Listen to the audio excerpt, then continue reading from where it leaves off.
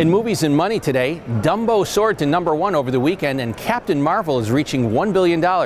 Let's bring in movie critic Erik Childress. Hello, Fritz. So there's a little something for everybody in theaters this weekend, and you think both are being underestimated as potential big hits? I do, Fritz. Call me an unapologetic skeptic when it comes to the mechanics of tracking systems and their methodology for guesstimating opening weekends. These guesses sometimes come out weeks in advance before the full weight of the marketing machine has taken hold of the people who don't know the release schedule 2 years in advance, and they often tend to lowball expectations to give studios a soft landing if their efforts come up short.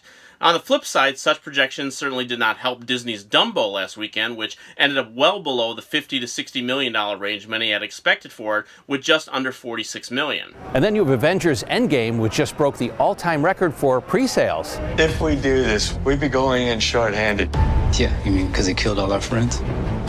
We owe this to everyone who's not in this room to try.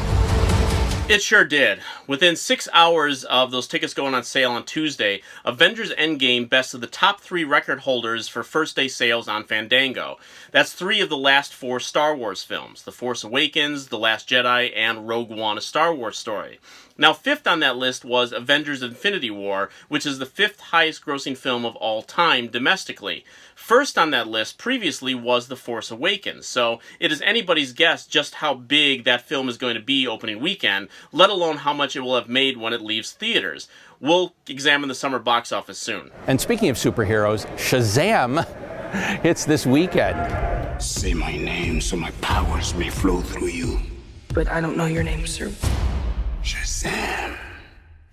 Are you for real? Say, okay! Shazam?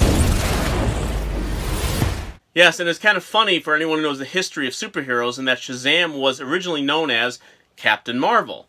Now, the Marvel iteration of the Carol Danvers story has recently passed the $1 billion mark at the box office, and few expect Shazam to reach those heights. But it also seems that earmarking this weekend in the mid-$40 million range seems like a slap in the face as well. DC is just coming off its biggest worldwide success with Aquaman, and Shazam has the appeal of a good old-fashioned family outing at the movie. Critics are on board with it, with a 90% plus approval at Rotten Tomatoes, and have cited it as a fun, goofy, good time that could invite comparisons to how Spider-Man Into the Spider-Verse did in theaters, taking a $35 million opening weekend and letting word of mouth build it to over $190 million. I think Shazam could actually surprise people with its overall numbers, not just this weekend, but going forward. And then for those looking to be scared this weekend, we have a new adaptation of Stephen King's Pet Sematary. Church was out on the road, and everything went black. It's okay now. Are you back? Back from where? We certainly do. It's been 30 years almost to the day that Mary Lambert's adaptation hit screens and was a hit for Paramount.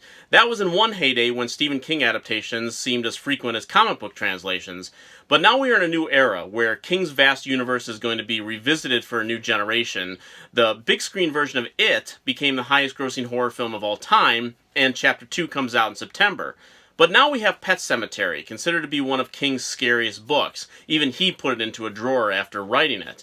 Now, the new filmmakers have taken some new liberties with the original story, which did not seem to bother the South by Southwest critics who saw it closing nights and were ready to embrace it.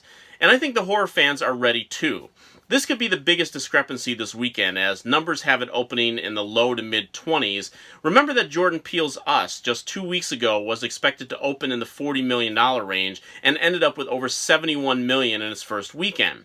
That film is over $135 million in its first 11 days, and I think Pet Sematary is going to put up much stronger numbers than the computer and the analysts are guessing this weekend. Well, thank you, Erik. Thanks, Fritz. Check out businessfirstam.com to find out where to see our entire show. And don't forget to like, follow, and share Business First AM.